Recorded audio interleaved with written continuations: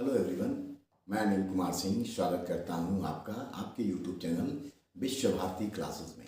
उम्मीद है आप लोगों ने आधुनिक भारत से संबंधित मेरा जो पिछला वीडियो था उसको देखा होगा और शायद आपको पसंद भी आया होगा। इस बार का वीडियो भी हमारा जो है वो आधुनिक भारत से ही है, जिसमें हम 19वीं सेंचुरी में जो भारत में सामाजिक और धार्मिक सुधार आंदोलन हुए उससे संबंधित हम प्रश्न आपके सामने रखने जा रहे हैं। और जैसा हर बार आपको हम अन्य जानकारियाँ उपलब्ध कराते हैं, इस वीडियो में भी वो चीज़ें आपके लिए अवेलेबल होगी।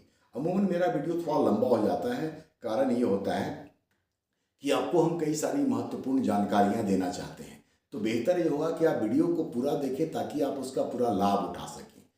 आज का वीडियो 19वीं सेंचुरी के सामाजिक धार्मिक सुधार आंदोलन से संबंधित है। तो क्वेश्चन आपके सामने रखे उससे पहले ये ज़रूरी है कि थोड़ा सा उस दौर के या भारत के सामाजिक सांस्कृतिक स्थिति का एक पृष्ठभूमि हम लोग तैयार कर लें, क्योंकि अगर पृष्ठभूमि समझ में आ जाएगा तो फिर क्वेश्चन को सॉल्व करना आसान लगने लगेगा। तो सबसे पहले हम लोग भारत की पृष्ठभूमि को देखते हैं। 19वीं सदी का जो भारत था वो पाश्चात्य सभ्यता और संस्कृति के प्रभाव में था। जो शिक्षित वर्ग के लोग थे वो पश्चिमी वेशभूषा, रहन सहन, खान पान, उनकी भाषा और बोली को अपनी ही संस्कृति से कहीं बेहतर समझने का काम कर रहे थे। भारत के अगर इतिहास को याद करें तो भारत पर विदेशियों का न सिर्फ आक्रमण हुआ है, कई सारे विदेशियों ने भारत के अलग अलग क्षेत्रों में अलग अलग काल में शासन करने का भी काम किया है। जैसे मौर्योत्तर काल को अगर आप याद करें तो मौर्य साम्राज्य के पतन के बाद हिंद यूनानी, शक, पर्थियन, कुषाण ये तमाम लोग भी भारत में आए और भारत के विभिन्न क्षेत्रों में इनके द्वारा शासन का काम भी किया गया था। जैसे अगर आप हिंद यूनानी शासक को याद करें, हिंद यूनानी शासक में मिनांडर ने बाद में बौद्ध धर्म को अपना लिया। इसी तरीके से शक शासक हेलियोडोरस का मतलब एंटियोकस का राजदूत हेलियोडोरस, इसने भागवत धर्म को एडॉप्ट कर लिया था। कहने का मतलब ये है कि प्राचीन काल में भी विदेशियों का आगमन हुआ, लेकिन उन लोगों ने हमारी संस्कृति और सभ्यता को ही आत्मसात कर लिया, उसको अपना लिया और हमारी सभ्यता संस्कृति में रच बस गया। मध्यकाल में शुरुआत में जब इस्लाम का आगमन हुआ तो थोड़ा प्रॉब्लम जरूर हुआ, लेकिन समय के साथ ये समस्याएं भी दूर हो गई। रीज़न ये था कि उस दौर में भी 13वीं से 16वीं सदी का जो काल था वहाँ भक्ति आंदोलन और सूफी आंदोलन संचालित किए गए। यहाँ तक कि सल्तनत काल के कई महत्वपूर्ण सुल्तानों ने भी धर्म और राजनीति को एक दूसरे से अलग रखने का प्रयास किया, जिसका एक महत्वपूर्ण उदाहरण अलाउद्दीन खिलजी है। मुगल काल के आते आते स्थितियाँ बिल्कुल बदल गई। जहाँ सल्तनत काल में हिंदू और मुसलमान एक साथ मिलकर के रहना सीख गए थे, वहीं मुगल काल में अकबर के समय भारत में एक धर्मनिरपेक्ष शासन व्यवस्था की स्थापना हुई। एक धर्मनिरपेक्ष राष्ट्र के रूप में भारत उभर करके सामने आने लगा था। लेकिन जब मुगलों की सत्ता कमजोर हुई और अंग्रेजों का भारत में आगमन हुआ और अंग्रेजों के अलावा अन्य जो यूरोपीय भारत में शुरुआत में व्यापार के लिए आए, उन लोगों ने अपनी सभ्यता और अपनी संस्कृति को हमारे ऊपर न सिर्फ थोपने का काम करना शुरू किया, बल्कि हमारी साझी संस्कृति हिंदू और मुस्लिम की जो साझी संस्कृति थी, गंगा जमुनी संस्कृति थी, उसको ये लोग नीचा बताने का काम करने लगे। कुछ भारतीय भी, जैसा कि मैंने शुरुआत में कहा था, कि पाश्चात्य सभ्यता और संस्कृति को बेहतर समझने लगे थे। ऐसी स्थिति में भारतीय समाज के कुछ प्रबुद्ध जो लोग थे, जो शिक्षित भारतीय थे, वो आगे आए। समय के साथ पाश्चात्य शिक्षा का भी प्रसार हुआ और उसके फलस्वरूप भारत में भी तर्कवाद, ज्ञानवाद, बुद्धिवाद, विज्ञानवाद, मानवतावाद ये चीज़ें एडॉप्ट की जाने लगी, जिसके कारण से 19वीं सदी में पुनर्जागरण का काल शुरू हुआ। ये पुनर्जागरण इसलिए ही क्योंकि ये तर्कवाद, विज्ञानवाद और मानववाद पर आधारित हो गया था। तो ये जो 19वीं सदी में सामाजिक और धार्मिक सुधार आंदोलन चलाए गए, ये पुनर्जागरण का काल भी कहलाता है, जहाँ दो तरीके से काम किए गए। एक और सुधारवादी प्रक्रिया अपनाई गई तो दूसरी ओर पुनरुत्थानवादी प्रक्रिया को भी अपनाया गया। दयानंद सरस्वती का यह नारा कि वेदों की ओर लौटो ये पुनरुत्थानवादी प्रवृत्ति या प्रक्रिया को ही दर्शाता है। भारत के समाज में जो भी बुराइयां विद्यमान थी उसके पीछे धर्म का महत्वपूर्ण भूमिका रहा है। तो बिना धर्म में सुधार के सामाजिक सुधार की कल्पना नहीं की जा सकती थी। इसीलिए इस दौर के जो भी प्रबुद्ध भारतीय हुए जिन्होंने सामाजिक धार्मिक सुधार आंदोलन किया, वो धर्म और समाज दोनों में सुधार का काम एक साथ कर रहे थे। तो धर्म में सुधार के बिना समाज में सुधार संभव नहीं था, इसीलिए ये दोनों आंदोलन साथ साथ चलाए जाते थे।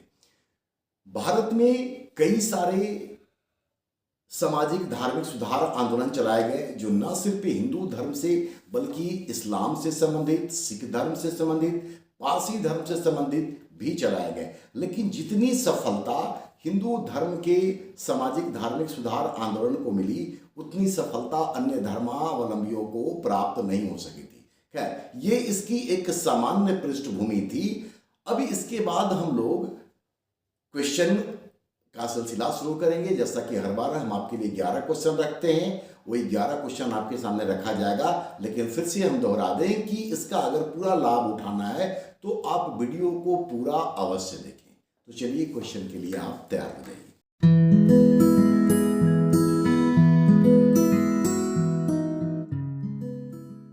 पहला क्वेश्चन, राजा राम मोहन राय के द्वारा 20 अगस्त 1828 को स्थापित ब्रह्म समाज, जिसका वास्तविक नाम ब्रह्म सभा था, उसके पहले सचिव कौन थे?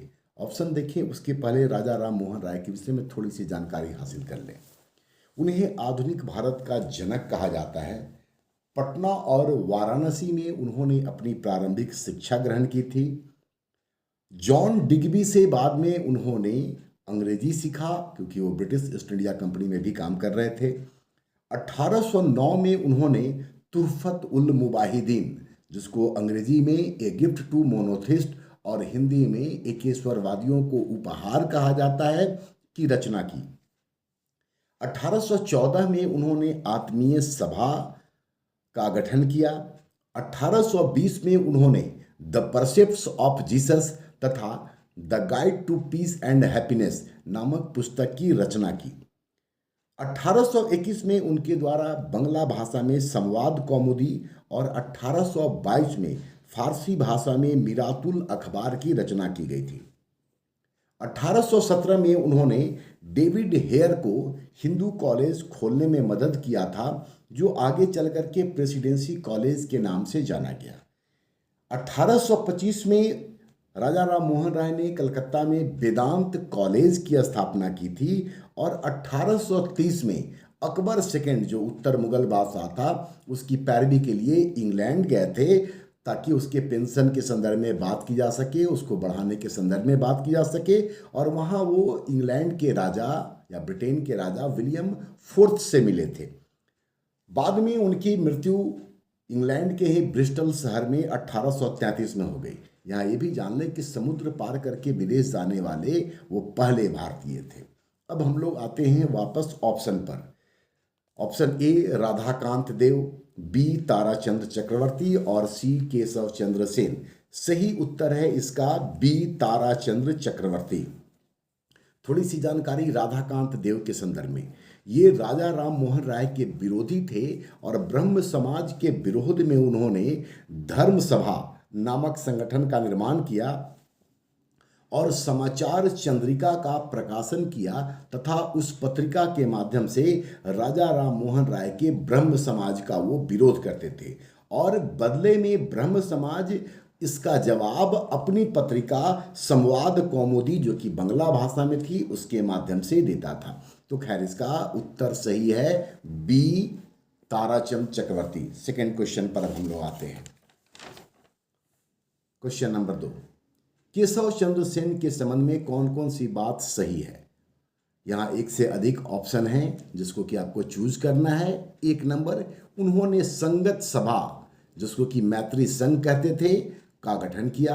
उन्होंने ब्रह्मोपासना या ब्रह्म स्वरूप का शुभारंभ किया। और तीसरा, भारतीय सुधार संघ की स्थापना की। ये ऑप्शन है 1, 2, 3, इसमें से कौन कौन सा केशव चंद्र सेन के संबंध में सही है, ये हम लोग को जानना है। लेकिन उसके पहले थोड़ा सा केशव चंद्र सेन के विषय में भी जान ले। केशव चंद्र सेन जो थे वो वैधक जाति के थे और ब्रह्म समाज के ये तीसरे नेता के तौर पर 1857 में ब्रह्म समाज से जुड़े थे। दूसरे जो ब्रह्म समाज के नेता थे वो थे देवेंद्रनाथ टैगोर, और टैगोर ने मतलब देवेंद्रनाथ टैगोर ने केशव चंद्र सेन को ब्रह्म समाज का आचार्य बनाने का काम किया। केशव चंद्र सेन ने इंडियन मिरर का संपादन किया। उनकी अंग्रेजी अच्छी थी और उनके इस संगठन से या ब्रह्म समाज से जुड़ने से ब्रह्म समाज की खूब लोकप्रियता बढ़ी। 1864 में केशव चंद्र सेन ने मद्रास में वेद समाज की भी स्थापना की थी। बाद में उनके उदारवादी प्रवृत्ति के कारण वे अपने ही धर्म से विमुख होते चले गए, जिसके कारण से 1865 में देवेंद्रनाथ टैगोर ने केशव चंद्र सेन को आचार्य के पद से मुक्त कर दिया, उनको हटा दिया। जिसके बाद केशव चंद्र सेन ने 1866 में भारतीय ब्रह्म समाज की स्थापना की। जब उन्होंने भारतीय ब्रह्म समाज की स्थापना की तो देवेंद्रनाथ टैगोर का जो ब्रह्म समाज था, जो पहले से चला आ रहा था, वो कहलाने लगा आदि ब्रह्म समाज। ये भी जान ले कि बाद के तारीख में ब्रह्म समाज जो केशव चंद्र सेन के द्वारा स्थापित था वो भी विघटित होता है और टूट करके 1878 में साधारण ब्रह्म समाज की स्थापना हो जाती है, जिसके की मुखिया थे पंडित शिवनाथ शास्त्री। अब हम लोग आते हैं कि इसका सही उत्तर क्या है। ठीक है, तो उन्होंने संगत सभा, जिसको कि मैत्री संघ कहते थे, इसका गठन किया था। तीसरा, भारतीय सुधार संघ की स्थापना की थी। ठीक है, तो 1 और 3 इसका सही उत्तर है, मतलब कि सही उत्तर है सी। जबकि उन्होंने ब्रह्मोपासना या ब्रह्म स्वरूप का शुभारंभ किया, ये उनके द्वारा नहीं बल्कि देवेंद्रनाथ टैगोर के द्वारा स्थापित था। और देवेंद्रनाथ टैगोर ने ब्रह्म धर्म नामक एक पत्रिका का भी संकलन तैयार किया था। तो इसका 2 का सही उत्तर है सी। अब तीसरे क्वेश्चन को देखते हैं हम लोग। क्वेश्चन नंबर 3, 1867 में किसकी प्रेरणा से आत्माराम पांडुरंग एवं एम.जी. रानाडे ने ब्रह्म समाज की स्थापना की थी? ऑप्शन को देखिए, आर.जी. भंडारकर, देवेंद्रनाथ टैगोर, केशव चंद्र सेन। डी है उपर्युक्त में से एक से अधिक और ई उपर्युक्त में से कोई भी नहीं। सबसे पहले इसका सही उत्तर देखते हैं। सही उत्तर है केशव चंद्र सेन, और केशव चंद्र सेन के विषय में आपको पहले ही हम जानकारी दे रखे हैं। ये जो प्रार्थना समाज था, ये ब्रह्म समाज की ही छत्र छाया में स्थापित किया गया था और इसका उद्देश्य था एकेश्वरवाद को प्रश्रय देना, धर्म में जो बुराइयां आ गई थी, जो रूढ़िवादिता आ गई थी, उसको समाप्त करना तथा पुरोहितों का जो आधिपत्य था उससे समाज को मुक्त कराना। इसके अलावा प्रार्थना समाज जो था, ये समाज सुधार को भी लक्ष्य बना करके काम कर रहा था और इसी क्रम में प्रार्थना समाज ने जाति व्यवस्था और अस्पृश्यता की या छुआछूत की निंदा की थी। अंतरजातीय विवाह को इसने प्रोत्साहित करने का काम किया था, साथ ही विधवा विवाह को भी उचित माना था। प्रार्थना समाज की सफलता में सबसे जो महत्वपूर्ण भूमिका है वो है एम.जी. रानाडे का। एम.जी. रानाडे को पश्चिम भारत में सांस्कृतिक पुनर्जागरण का अग्रदूत भी माना गया है। रानाडे के द्वारा ही 1884 में डेक्कन एजुकेशन सोसाइटी की स्थापना की गई थी और उनके द्वारा ही विडो रीमैरेज एसोसिएशन भी स्थापित किया गया था। रानाडे के जो प्रमुख शिष्य थे वे थे गोपाल कृष्ण गोखले, जिन्होंने 1905 में सर्वेंट्स ऑफ इंडिया सोसाइटी की स्थापना की थी। तो खैर, ये जो सही उत्तर है वो केशव चंद्र सेन के द्वारा है। केशव चंद्र सेन के विषय में एक बात और जान ले कि उनके प्रयासों से 1872 में नेटिव मैरिज एक्ट पारित हुआ था, जिसको कि हम लोग ब्रह्मा मैरिज भी कहते हैं या ब्रह्म मैरिज एक्ट या अधिनियम भी कहते हैं। इसके तहत लड़कों के लिए 18 और लड़कियों के लिए विवाह की जो आयु थी वो 14 साल निश्चित किया गया था और साथ ही साथ इस एक्ट ने, मतलब कि नेटिव मैरिज एक्ट ने इंटरकास्ट मैरिज को भी प्रमोट करने का काम किया था। तो ये क्वेश्चन नंबर 3। अब देखते हैं क्वेश्चन नंबर 4 को। वे पहले धर्म सुधारक कौन थे जिन्होंने शूद्र तथा स्त्री को वेद पढ़ने, यज्ञोपवीत धारण करने तथा उच्च शिक्षा प्राप्त करने का अधिकार देने संबंधी आंदोलन चलाया था? ऑप्शन देखें, राजा राम मोहन राय, दयानंद सरस्वती, ईश्वरचंद विद्यासागर और डी जैसा कि होता है उपर्युक्त में से एक से अधिक और ई उपर्युक्त में से कोई भी नहीं। सबसे पहले इसका सही उत्तर जान लेते हैं हम लोग यहाँ पर। सही उत्तर है दयानंद सरस्वती। और दयानंद सरस्वती के विषय में भी थोड़ी सी जानकारी हासिल कर ले, क्योंकि राजा राम मोहन राय के विषय में हम लोगों ने थोड़ी देर पहले क्वेश्चन में देख लिया है। दयानंद सरस्वती का वास्तविक नाम था मूलशंकर। वे 1824 में गुजरात के मोरबी रियासत के टंकारा शहर में जन्मे थे या उनका जन्म हुआ था। 1860 में 1860 में वे मथुरा चले गए और उनके जो धार्मिक गुरु थे उनका नाम था स्वामी विरजानंद। यहाँ से कई बार क्वेश्चन पूछे जा चुके हैं। दयानंद सरस्वती ने 1863 में पाखंड खंडनी पताका लहराई। 1875 में बंबई में उन्होंने आर्य समाज की स्थापना की थी और उनका जो सबसे प्रमुख नारा था वो था बैक टू वेदास, मतलब वेदों की ओर लौटो। दयानंद सरस्वती ने 1874 में सत्यार्थ प्रकाश की रचना की थी। 1882 में उन्होंने गो रक्षिणी सभा की स्थापना की तथा गो करुणा निधि नामक एक ग्रंथ भी प्रकाशित किया। स्वराज शब्द सबसे पहले दयानंद सरस्वती के द्वारा ही दिया गया और वे स्वदेशी पर बहुत ज़्यादा बल देते थे। उनका एक स्टेटमेंट भी अवश्य याद कर लें जिसमें उन्होंने कहा था कि बुरे से बुरा देसी राज्य अच्छे से अच्छा विदेशी राज्य से अच्छा होता है, जो कि उनके स्वदेश प्रेम को दर्शाने का काम करता है। वैलेंटाइन सिरोल जिसने कि इंडियन अनरेस्ट नामक पुस्तक लिखी है, उसने आर्य समाज को भारतीय अशांति का जनक माना है। यहाँ एक बता दें कि संगठन के तौर पर आर्य समाज को, लेकिन तिलक को व्यक्तिगत तौर पर वो भारतीय अशांति के जनक मानते थे। तो कंफ्यूजन बिल्कुल भी नहीं रखिएगा। आर्य समाज को सैनिक हिंदुत्व भी कहा जाता है। आर्य समाज के द्वारा ही 1880 के दशक में शुद्धि आंदोलन चलाया गया था, जिसके तहत हिंदू धर्म छोड़ करके अन्य धर्म में शामिल होने वाले लोगों को अपने धर्म में वापस लाने का प्रयास किया गया था।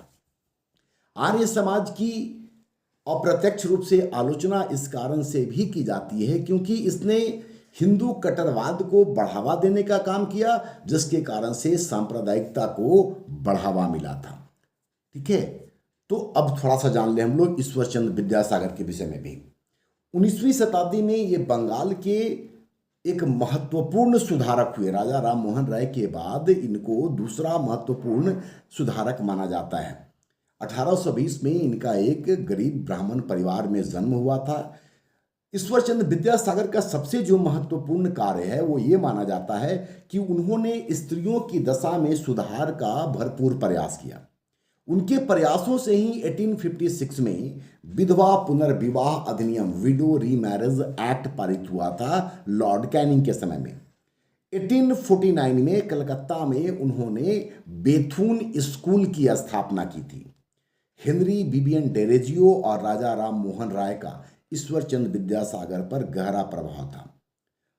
ईश्वरचंद विद्यासागर देवेंद्रनाथ टैगोर की संस्था तत्वबोधिनी सभा से भी संबंधित थे। तो खैर 4 का सही उत्तर है दयानंद सरस्वती, जो मैंने आपको पहले बता दिया था। अब देखते हैं क्वेश्चन नंबर 5 को। विवेकानंद के विषय में दिए गए तथ्यों में कौन कौन सा सही है? यहाँ भी आपको एक से अधिक उत्तर ढूंढने हैं। मेरा कोशिश होता है कि आपको क्वेश्चन के माध्यम से महत्वपूर्ण जानकारी उपलब्ध कराया जाए, तो क्वेश्चन जो होता है वो इन्फॉर्मेटिव भी होता है। कुछ इसी तरह का बात इस क्वेश्चन में भी है।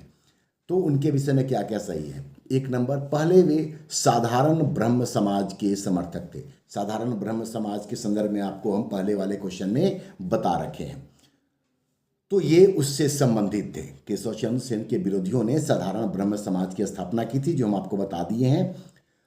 सुभाष चंद्र बोस ने उन्हें आधुनिक राष्ट्रीय आंदोलन का आध्यात्मिक पिता कहा था। ये इन्फॉर्मेशन भी सही है। और तीसरा देखें, उन्होंने न्यूयॉर्क में वेदांत सोसाइटी की स्थापना की। ये इन्फॉर्मेशन भी सही है। न्यूयॉर्क में उन्होंने वेदांत सोसाइटी की स्थापना की थी ताकि वेदांत दर्शन का प्रचार हो सके।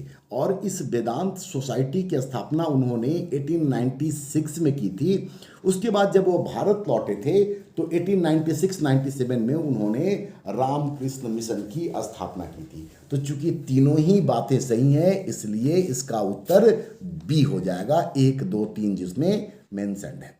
अब आते हैं हम लोग क्वेश्चन नंबर 6 पर। दयानंद सरस्वती की मृत्यु के बाद उनके अनुयायियों ने 1890 में, आगे ऑप्शन है आपका, दयानंद सरस्वती के विषय में हम आपको पहले बता रखे हैं, उसको ध्यान में रखिएगा। ये देखें, पहला डीएवी स्कूल लाहौर में स्थापित किया गया। दरअसल पहला डीएवी स्कूल लाहौर में स्थापित तो अवश्य हुआ है, लेकिन 1890 में नहीं बल्कि 1886 में। और ये स्कूल लाला हंसराज के प्रयासों से किया गया था। बी इसका सही उत्तर है कि आर्य कन्या पाठशाला जालंधर की स्थापना की गई। ये काम ही 1890 में हुआ था उनकी मृत्यु के बाद। सी ऑप्शन को देखें, गुरुकुल कांगड़ी हरिद्वार की स्थापना। गुरुकुल कांगड़ी हरिद्वार में स्थापित अवश्य हुई है, लेकिन ये 1902 में हुआ है और स्वामी श्रद्धानंद के प्रयासों से हुआ है। तो 6 का सही उत्तर है बी, आर्य कन्या पाठशाला जालंधर। नेक्स्ट क्वेश्चन के लिए आप तैयार हो जाएं। क्वेश्चन नंबर 7, निम्नांकित में से किसने ईस्ट इंडिया नामक दैनिक पत्र का संपादन किया था, जिनके द्वारा संचालित आंदोलन पाश्चात्य आंदोलन से प्रभावित था? ऑप्शन देखें, हेनरी विवियन डेरेजियो, श्री घरालू नायडू, एनी बेसेंट, उपर्युक्त में से एक से अधिक और उपर्युक्त में से कोई नहीं। सही उत्तर है इसका Henry Vivian Derozio. Henry Vivian Derozio के विषय में भी थोड़ी सी जानकारी हम लोग हासिल कर लें। 1826 में इन्होंने यंग बंगाल आंदोलन प्रारंभ किया था, जिसका कि उद्देश्य था प्रेस की स्वतंत्रता, जमींदारों के खिलाफ आंदोलन या जमींदारों से मुक्ति, सरकारी नौकरियों में भारतीयों के लिए ऊंचे वेतनमान। इस उद्देश्य से यंग बंगाल आंदोलन शुरू किया गया था। हेनरी विवियन डेरेजियो 1826 से लेकर 1831 तक हिंदू कॉलेज के प्राध्यापक भी थे। उन्हें आधुनिक भारत का पहला राष्ट्रवादी कवि, नेशनलिस्ट पोएट कहा जाता है। राष्ट्र कवि कोई और है, मैथिली शरण गुप्त को कहते हैं, लेकिन यहां पर राष्ट्रवादी कवि हैं तो राष्ट्रवादी कवि डेरेजियो को कहा जाता है। डेरेजियो ने बंग हित सभा, debating club, Anglo Indian Hindu association का भी गठन या स्थापना किया था। सुरेंद्र नाथ बनर्जी ने उन्हें बंगाल की सभ्यता का अग्रदूत कहा था। ठीक है, तो सही उत्तर हेनरी विवियन डेरेजियो है। थोड़ा सा घरालू नायडू को जान ले। इन्होंने जो वेद समाज था जिसकी की स्थापना 1864 में केशव चंद्र सेन के द्वारा मद्रास में किया गया था, उसका नाम बदल करके उन्होंने ब्रह्म समाज ऑफ साउथ इंडिया कर दिया था। और ये काम किया गया था घरालू नायडू के द्वारा 1871 में। तो बेसिकली वेद समाज का नया नाम था ब्रह्म समाज ऑफ साउथ इंडिया और ये काम किया गया था घरालू नायडू के द्वारा। थोड़ा सा एनी बेसेंट को भी जान ले। आप सब जानते हैं कि वो आयरिश थी, आयरलैंड की थी। 1882 में वो थियोसोफिकल सोसाइटी से जुड़ी और उनके जुड़ने के बाद ही थियोसोफिकल सोसाइटी में एक नया जान भी आया था। 1889 में वो भारत आई। 1898 में उन्होंने सेंट्रल हिंदू कॉलेज की स्थापना की थी, जो कि बाद में 1916 से BHU कहलाने लगा। 1916 में एनी बेसेंट के द्वारा होम रूल लीग आंदोलन चलाया गया और इसको प्रसारित करने के लिए उन्होंने न्यू इंडिया और कॉमनवेल्थ पत्रिका का भी संपादन किया था। और साथ ही भारतीय राष्ट्रीय कांग्रेस की अध्यक्षता करने वाली वो पहली महिला थी। उन्होंने 1917 में कलकत्ता अधिवेशन की अध्यक्षता भी की थी। तो खैर इसका सही उत्तर ए है 7 का, जो मैंने आपको बता दिया। अगले क्वेश्चन के लिए आप तैयार हो जाएं। क्वेश्चन नंबर 8, निम्नलिखित में से किस संगठन या संस्था तथा उसके संस्थापकों का सही मिलान नहीं किया गया है? ऑप्शन को देखें। इंडियन नेशनल सोशल कॉन्फ्रेंस, ये एमजी रानाडे का है, जो ऑप्शन में भी सामने है। ये 1887 में एस्टेब्लिश हुआ था, ये बात जान ले। Indian national social conference 1887, MG Ranade. Social service league, ये नारायण मल्हार जोशी मतलब एनएम जोशी का था, और 1911 में ये संस्था स्थापित हुई थी। बीपीएससी में ये क्वेश्चन पहले भी पूछा जा चुका है। ऑप्शन 3 सी, दीनबंधु सार्वजनिक सभा, सामने लिखा हुआ है चितरंजन दास।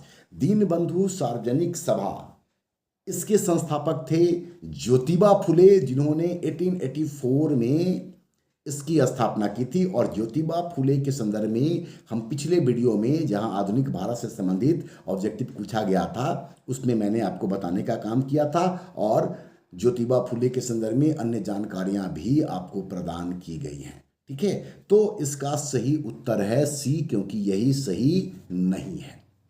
क्वेश्चन नंबर 9 के लिए तैयार हो जाए। तहजीब उल अखलाक के माध्यम से अपने विचारों का प्रचार प्रसार किसने किया था? ऑप्शन देखें। सर सैयद अहमद खां, खान अब्दुल गफ्फार खां, रशीद अहमद गंगोही, उपर्युक्त में से एक से अधिक, और उपर्युक्त में से कोई नहीं। सबसे पहले सही उत्तर ही जान लेते हैं हम लोग, और सही उत्तर है सर सैयद अहमद खां। ठीक है, सर सैयद अहमद खां आप सब जानते हैं कि 1872 में उन्होंने अलीगढ़ मुस्लिम यूनिवर्सिटी की स्थापना की थी। उनके द्वारा असबाब ए बगावत ये हिंद, ये भी लिखी गई है। ठीक है, जब सिपाही विद्रोह हुआ था तो उस समय वो ईस्ट इंडिया कंपनी में सदर ए अमीन के पद पर थे, जो कि वो सबसे बड़ा असैनिक पद हुआ करता था। ठीक है, तो सर सैयद अहमद खां के विषय में इतनी ही जानकारी है फिलहाल आप हासिल करें। खान अब्दुल गफ्फार खां, जिनको कि सीमांत गांधी भी कहा जाता है, जिनको बादशाह खान भी कहा जाता है, साथ ही उनको बाचा खान भी कहा जाता है, वे पहले ऐसे गैर भारतीय हैं जिनको कि भारत रत्न दिया गया था, और ये भारत रत्न का पुरस्कार उनको 1987 में दिया गया था।